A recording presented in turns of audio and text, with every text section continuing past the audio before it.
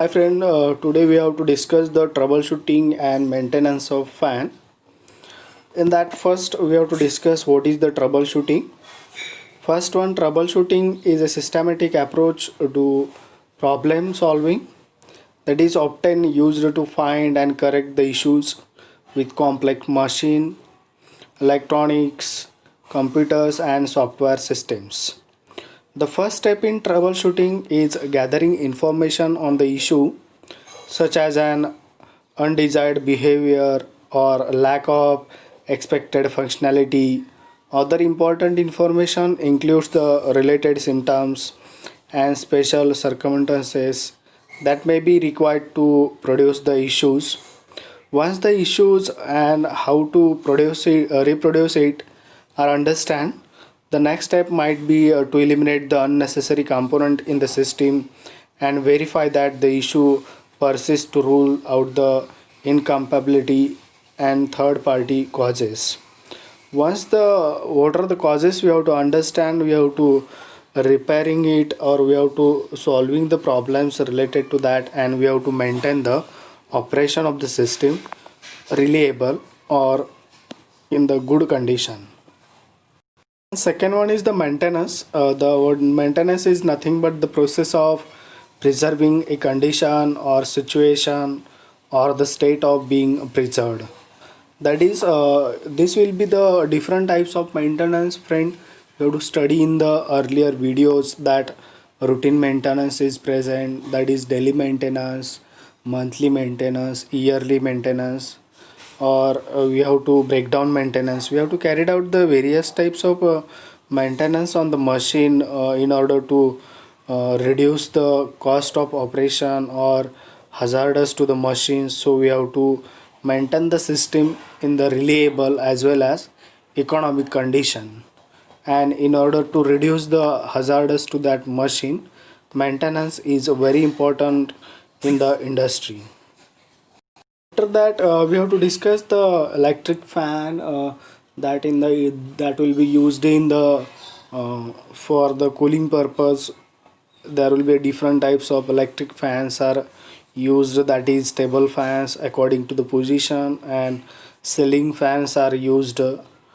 These are the different two types of electric fans are present, and we have to see the what is the structure of the electric fan. There will be different parts are present, that is top cavity is present, that is we have to this is the ceiling fan, and where we have to see in the different parts of the electric fans we have to shown in the image.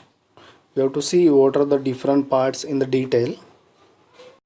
In the electric fan there will be different parts are present, that is electric motor, blades, flanges, canopy, switch cuff, ball bearing, suspension rod or down rod is present, or and speed regulator is also present. Then we have to see the different details about the different parts of the fan. First one is the electric fan, that is single phase capacitor run, capacitor start induction motor rated at 230 volt plus or minus 10% at the rated frequency of 50 hertz is generally employed in the ceiling fan. This motor comprises two parts, that stator and rotor. The stator built up of laminated silicon steel uses two windings termed as starting and running winding located 90-degree electrical apart.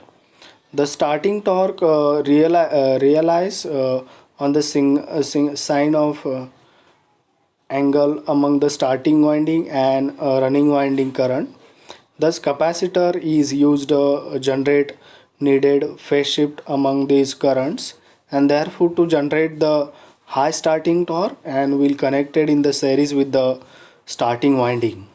Generally, in the ceiling fan, electrolytic capacitor of 2.5 microfarad plus or minus will be used. The capacitor start winding will be the in the circuit throughout the running as well as therefore enhancing the power factor. Thus, this motor will also termed as permanent capacitor induction motor and rotor uses a single phase squirrel cage winding. Next part is a blade. The blades are built up of sheet steel or aluminum sheet. Aluminum blades are much lighter than the steel sheet plates and also enhance the efficiency of the fan.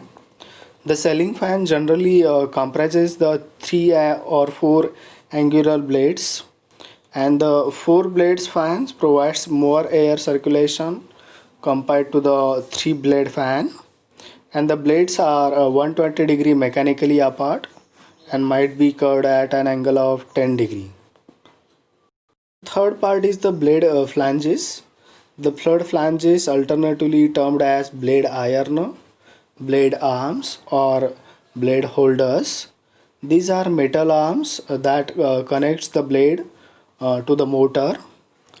Then fourth one is the switch cup or canopy. There are two canopies, top and bottom, built up of metallic cylinder located along the suspension rod. Top canopy is mounted like that it covers the hook, nut and bolt. The bottom canopy is mounted under and in the center of the motor of the fan. This is employed to conceal and protect several components that can involve wires, capacitors, switches. On the fan, which needs oiling, and the bottom canopy frequently conceal the oil reservoir that lubricate the bearings. Then fourth part is the ball bearing. Friction free and noise free movement of the rotating part make sure through the providing ball bearings among the rotating and stationary parts. The ceiling fan might comprises the single or double ball bearings. The bearings made up of high quality steel and frequently greased with the superior quality for the long life and noise free operation. Next part, that is suspension rod or down rod. Suspension rod is made up of rigid galvanized steel pipe of suitable length and diameter. This metal pipe is employed to defer the fan from the ceiling. One end of the pipe is bolted or screwed at the position of particular made on the motor body to receive the suspension rod, and another end of the suspension rod is attached to the plate to form U-shaped joint along with the help of nut bolts. The V-shaped end of the rod is additional attached with the ceiling hook along with the help of bolt and nuts with extra lock nuts and split pin to eliminate the chance of disconnection at some stages. We have to see the speed regulator. The speed regulator is implied to control the speed of the fan. The speed of the fan can be changed by altering the applied voltage. The most generally technique to change the applied voltage is by tapped field resistor, and second one is the tapped series inductor.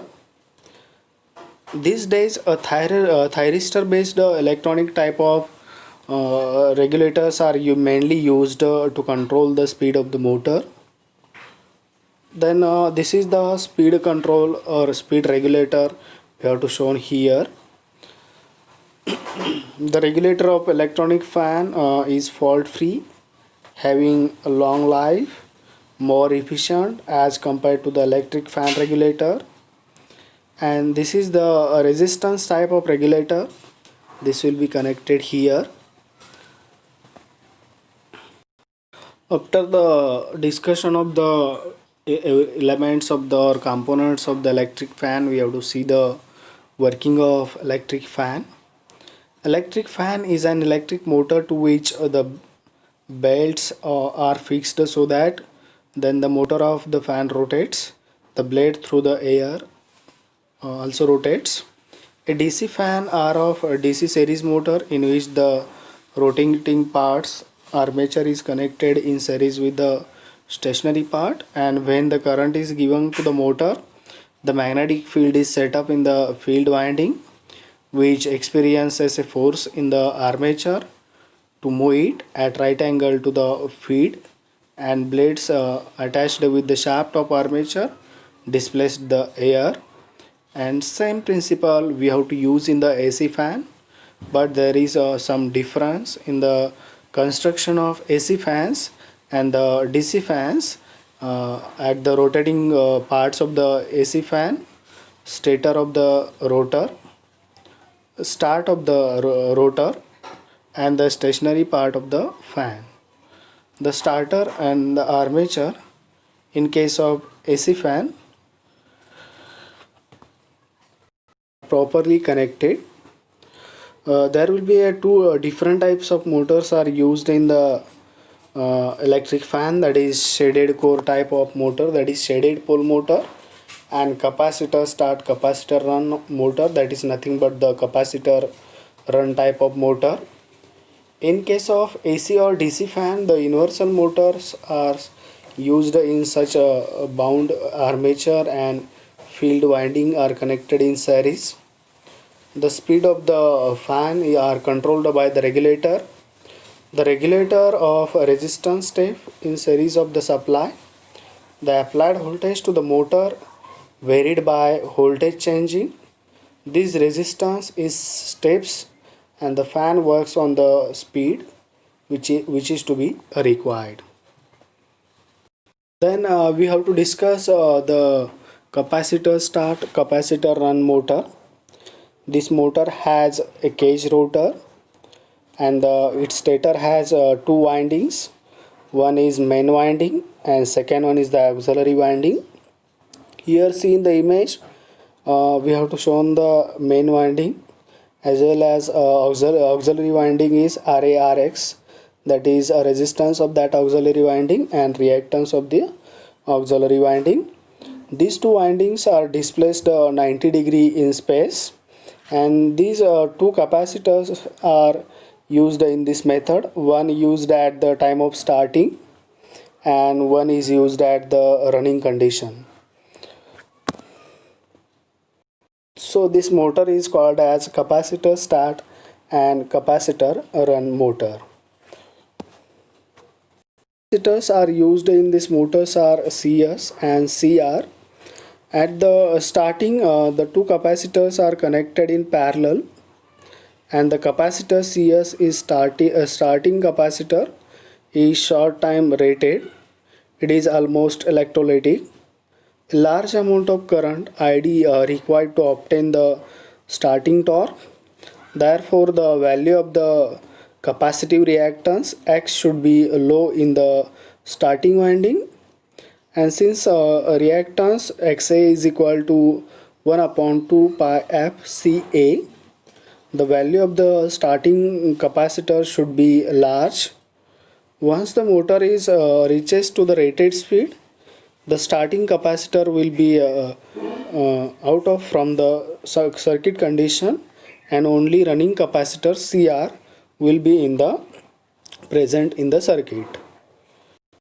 This is the phasor diagram of capacitor start capacitor run motor.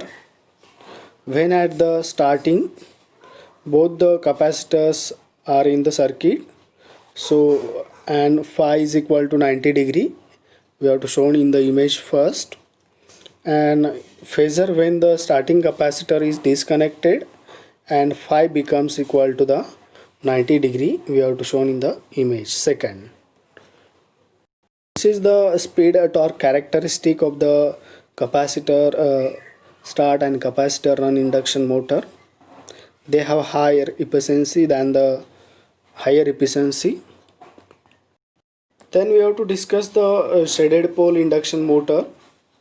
Is simply a self-starting single phase induction motor whose one of the pole is shaded by the copper ring. You have to shown here in the image, and the copper ring is also called as a shaded ring. This copper ring act as a secondary winding for the motor, and the shaded pole motor rotates only in one direction, and the reverse movement of the motor is not possible. This motor is also consist of stator, that is stationary part of the motor, and has silent pole. The silent pole means the pole of the magnets are projected towards the armature of the motor. Each pole of the motor is excited by its exciting coil, and the copper ring shades the loops. The loops are known as a shading coil, and the poles of the motor are laminated. The lamination means the multiple layer of the materials are used for making the pole, so that strength of the pole increases. The slot is constructed at some distance apart from the edge of the pole. The short circuited copper coil is placed in this slot. The part which is covered with the copper ring, called as the shaded part, and which are not covered by the ring, are called as unshaded part. Then the second part of the motor is a rotor. The shaded pole motor uses the squirrel cage rotor, and the bar of the rotor skewed at an angle of the 60 degree. The skew can be done for obtaining the better starting torque. The construction of the motor is very simple because it does not contain any commutator, brushes, collector rings, etc., or any other part. The shaded pole induction motor does not have any centrifugal switch. Thus, the chance of the failure of the motors are less. The centrifugal switch is the type of electrical switch that starts the operating by using the centrifugal switch and generated by the rotating shaft. It is also used for controlling the speed of the shaft. Then we have to discuss the what is the working of the shaded pole induction motor. When the supply is connected to the winding of the rotor, the alternating flux induces in the core of the rotor, and the small portion of the flux links with the shaded coil of the motor as because it is short circuited, and the variation in the flux induces the voltage inside the ring, because of which the circulating current induces in it. The circulating current develops the flux in the ring which opposes the main flux of the motor. The flux induces in the shaded portion of the motor, that is A, and the unshaded portion of the motor, that is B. You have to shown in the image that what is the part A. A part is the shaded portion and B part is the unshaded portion.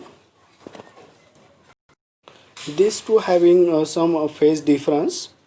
The main motor flux and the shaded ring flux are also having a space displaced by the an angle of 90 degree. As there is time and space displacement between the two fluxes, the rotating magnetic field induces in the coil. The rotating magnetic field develops the starting torque in the motor, and the field rotates from the unshaded portion to the shaded portion of the motor, and motor will be starts rotating in one direction. Motor requires a single phase supply, 230 volt supply only, 50 hertz frequency. Then we have to discuss what is the applications of the shaded pole induction motor. There will be a various in the various applications the shaded pole induction motors are used. They are suitable for small devices like as a relay fan because of its low cost and easy starting. Then it will be used again in exhaust fan, hair dryer, and also in the table fans. Then also it is also used in the air conditioning, refrigeration equipments, and cooling fans. As well as these shaded pole induction motors are used in the record players, tape recorders, projectors, photocopying machines, and also they are used in the starting electronic clocks and single phase synchronous timing motors. These are the different applications of the shaded pole induction motor. The capacitor start, capacitor and motor, these are used in the washing machines, power tools, tumble dryer, dishwashers, vacuum cleaners, air conditioners and compressors. These are the applications of the capacitor start, capacitor run induction motor. Thank you, friend. These are the different types of motors and what is the construction and working principle we have to see in this video. Thank you.